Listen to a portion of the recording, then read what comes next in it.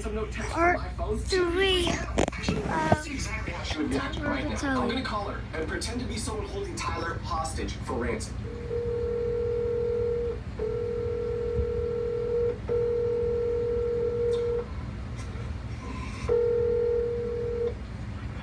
Hi, thanks for calling.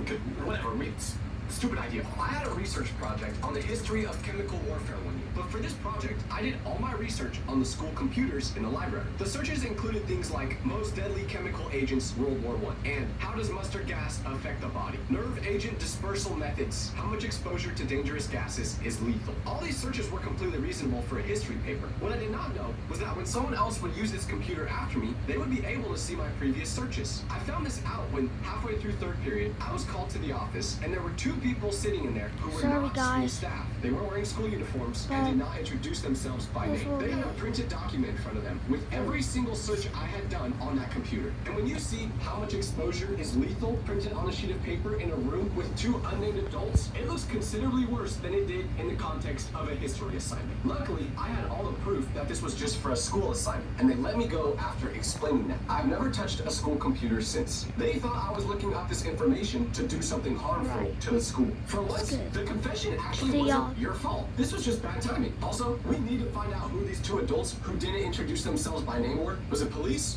Is someone higher up? The way you're describing them, I'm starting to think this was the mob. I hope you found out whoever used that computer after you and reported what you said, because there's a small part of me that feels like they were just out to get you. I mean, sure, those searches do seem bad without any context, but the context is that you're in school. I mean, there's probably some weird things being searched on that computer that aren't for school assignments too, but that's a video topic for another day. Most school lockdowns literally just start because of a misunderstanding. Like, just listen to this next one. So in 7th grade, I got to school early on a rainy day, and I had one of those big umbrellas, the kind that's like 4 feet wide. I was walking down the empty hallway, still half asleep, and I had it over my shoulder like a baseball bat because I was too tired to hold it properly. A staff member saw me from the other end of the hallway, saw a figure walking towards him with what appeared to be a large object over his shoulder, and by the time I turned the next corner, he had already called something in on his radio. Just like that, we were in full lockdown before first period even started. I sat in homeroom for 2 hours listening to police sweep the building looking for someone carrying a weapon. The weapon was my umbrella. It was in my locker. It was still wet. I didn't even realize that this was the reason we went into lockdown until the staff member described what I looked like to one of the teachers, and they were able to point me out. I had to go to my locker, show them the weapon they were referring to before being let go, and lockdown ended. I'm telling you guys, these people at schools have got a vendetta against you. They're trying to get you in trouble. There's no other explanation for all these school lockdown scenarios. Surely this staff member didn't just see a student on a rainy day with something on their shoulder, and their first thought was, yeah, that's a weapon. Instead of, oh, I don't know, maybe that's just an umbrella? Who's working at these schools, bro? Is it Denzel Crocker from Fairly Odd Parents? That's the only teacher I could think of who would be evil enough to do this. Now this next story gets very dramatic, and it starts with this. I need to confess something I have never told a single living person, and I'm only saying it now because I genuinely cannot carry it anymore. In 6th grade, our school went into a real lockdown, not a drill, and we were all under our desks in complete silence. Lights off, door locked, nobody moving. But my stomach was not okay that day. I don't know what I ate the night before, but it was fighting against me. I felt a fart coming about 3 minutes into the lockdown, and I fought it with everything I had. I clenched, I shifted positions, I pressed myself hard into the floor. None of it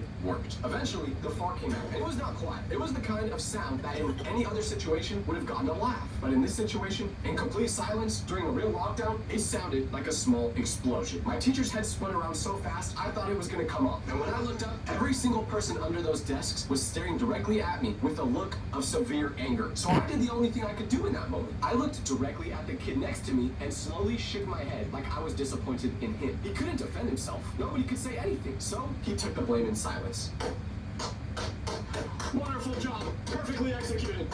Fair play. That's all I can say, fair play. Honestly, if you're the student this girl blamed in this scenario, all you can do is tip your cap to her. She did the perfect thing. She looks at you and starts shaking her head as if it's your fault. And what are you gonna do? You can't say it wasn't you because you can't talk while you're in a lockdown. You just have to sit there and accept it. Can't even get mad. That was wild. But I don't even know how to introduce this next story. All I can say to you guys is buckle up. So in 8th grade, we had a real lockdown, and no one was taking it too serious until we were about 15 minutes in and we heard a loud bang. Not like a distant sound. It was close. close, somewhere in the building. Our teacher's head snapped toward the door, and she held her hand up without saying anything, and nobody breathed for about a full 10 seconds. Then it happened again. 2 more bangs, one after another, from somewhere down the hallway. I don't know who started crying first, but once one person started, it moved through the room like a wave, and within about 30 seconds, there were kids crying who I genuinely did not think were capable of crying. Like people who had never shown a single emotion in all the years of school I've been with them. But the thing that made it worse was our teacher, because up until that point, she had been holding it together, but when she heard those bangs, something shifted in her face, and she couldn't hide it fast enough. Her hands were shaking, she kept looking at the door, and then looking back at us, and then looking at the door again. And when your teacher is scared, you are terrified. Then someone crawled to the window to look outside, and whispered that there was SWAT vehicles in the parking lot. Not police cars, SWAT vehicles. And that information went around the room in about 4 seconds, and the crying that was already happening got significantly worse. We sat like that for almost 3 hours. Finally, after what felt like literally days, someone came over the intercom and said the situation had been resolved. It turns out someone brought a weapon to school, but it was taken care of before it became anything bad. But I remember sitting down in my next class and staring at the board for the entire period without hearing a single word the teacher said because of how traumatizing it was. To be honest, I don't even know what to say about this one. After reading your confessions, I'll usually try to give some funny commentary that isn't actually funny.